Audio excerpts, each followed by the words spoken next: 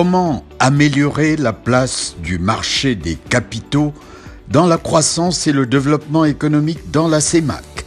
C'est l'interrogation à laquelle a répondu Finance Week, un colloque organisé récemment à Yaoundé par le quotidien Eco-Matin.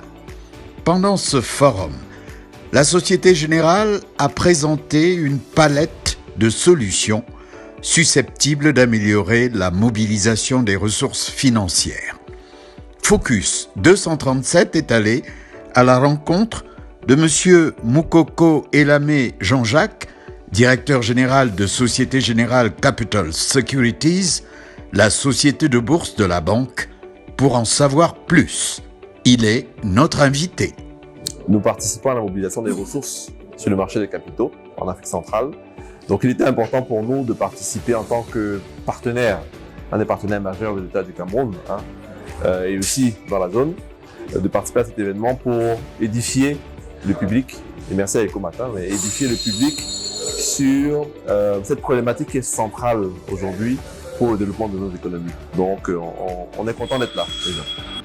Pouvez-vous nous faire un résumé de votre présentation lors du panel?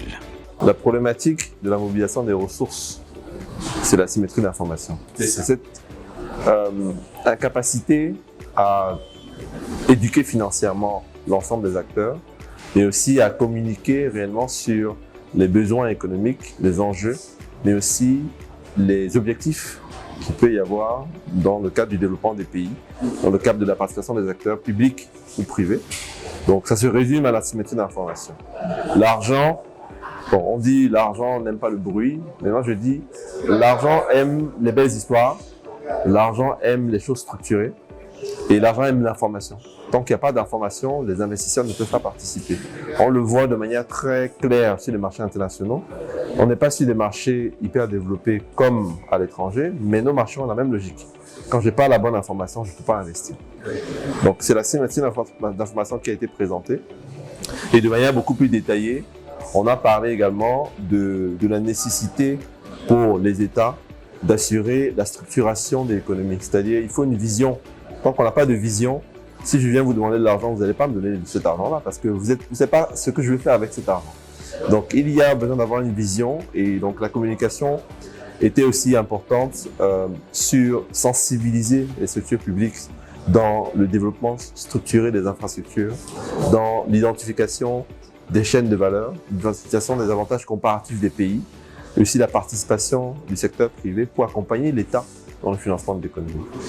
Et bien entendu, avec cette vision, avec cette capacité à dire clairement, voilà où je vais, j'ai besoin de me faire financer sur tel secteur, les investisseurs viennent et participent parce qu'il y a de la transparence, il y a de la bonne gouvernance. À côté de la vision, il y a l'exécution. Je peux avoir une vision, mais je n'arrive pas à l'exécuter. L'exécution peut être faite par la partie publique, par la partie privée, ou bien par d'autres parties autour. Il faut organiser l'exécution et c'est ça qui fait le principal problème. Quand il y a un problème d'exécution, vous voyez tout de suite, les investisseurs reculent.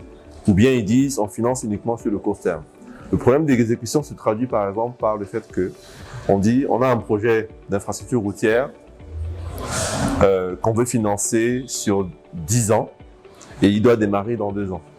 5 ans plus tard, il n'a toujours pas démarré pour toutes sortes de problèmes. Et même quand il démarre, on se rend compte à un niveau, on ne peut plus financer parce qu'il y a des problèmes de malgouvernance.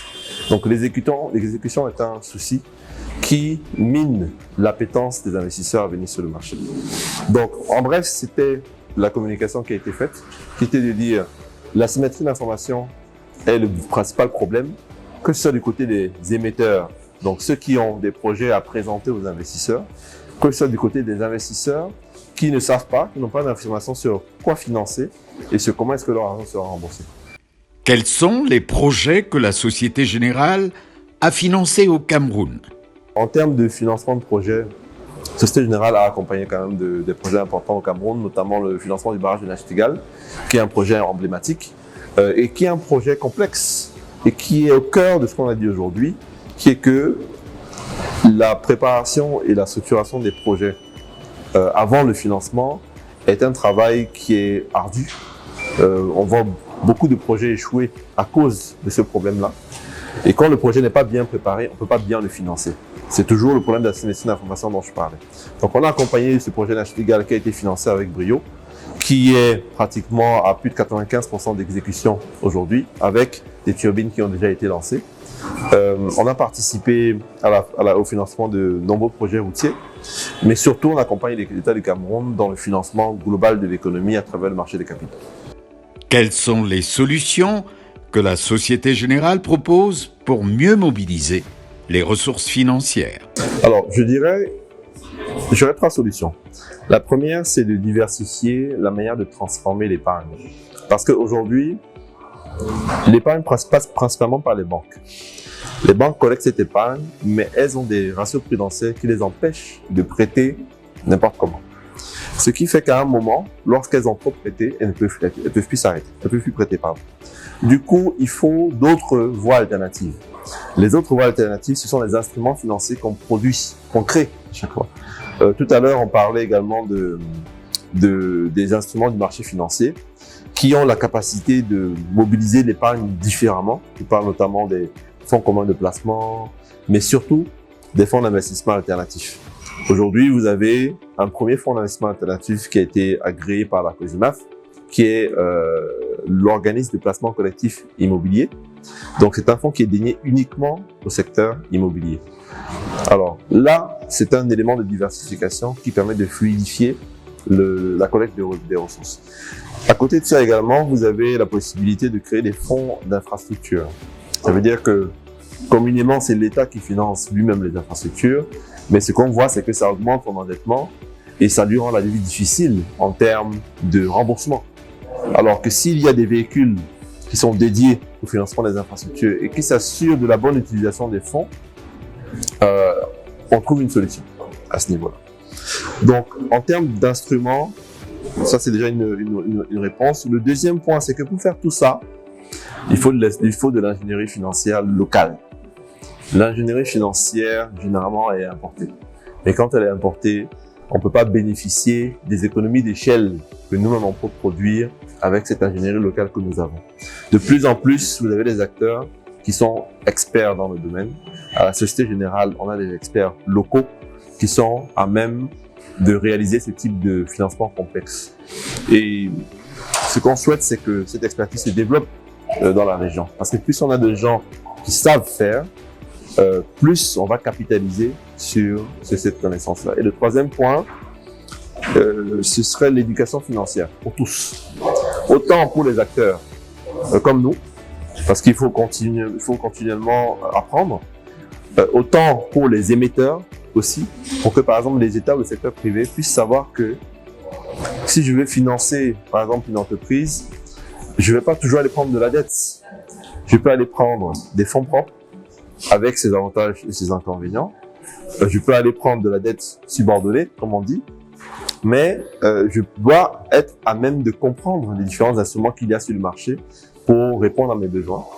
Pareil du côté des États, où les États peuvent dire il y a des instruments qui existent déjà sur le marché, je n'ai pas besoin d'aller m'endetter moi-même pour financer tel projet.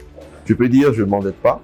Je vois ces acteurs-là qui, eux, vont financer ces projets à ma place pour faire bouger l'économie. Donc, 3 choses. La diversification des produits, l'ingénierie financière et l'éducation financière. Le marché monétaire sous-régional est-il en mesure de satisfaire les besoins en capitaux de nos économies? Ce qui est bien aujourd'hui, c'est qu'il y a un marché financier régional qui permet d'élargir l'assiette des investisseurs. En termes de masse monétaire, on est à 17 000 milliards. Et le marché des capitaux capte environ 8 400 milliards de valeur mobilière. La captation est beaucoup plus large. Il est vrai que les 17 000 milliards ne sont pas captés totalement parce qu'il y a un faible taux de bancarisation de l'économie de la CEMAC. Mais avec des instruments, des bons instruments, avec la bonne vision de la part des États pour dire « Ok, aujourd'hui, dans 5 ans, le Cameroun va devenir émergent avec une exécution qui est claire », les investisseurs viennent. Les investisseurs sont attirés par les belles histoires, par les histoires structurées, par un rêve qui se traduit par des objectifs et une vision et une action claire. c'est ce qui attire les investisseurs. Alors moi, je crois que, ayant la visibilité sur le régional et l'international, il est possible aujourd'hui que les besoins en financement de la SND 30 soient mobilisés en grande partie, pas en totalité, en zone CEMAC. Mais il faut créer des instruments pour permettre la circulation de cette épargne vers les besoins identifiés. Et il faut également qu'il y ait une exécution propre de ces projets-là pour garder la confiance des investisseurs. C'est ça qui est important.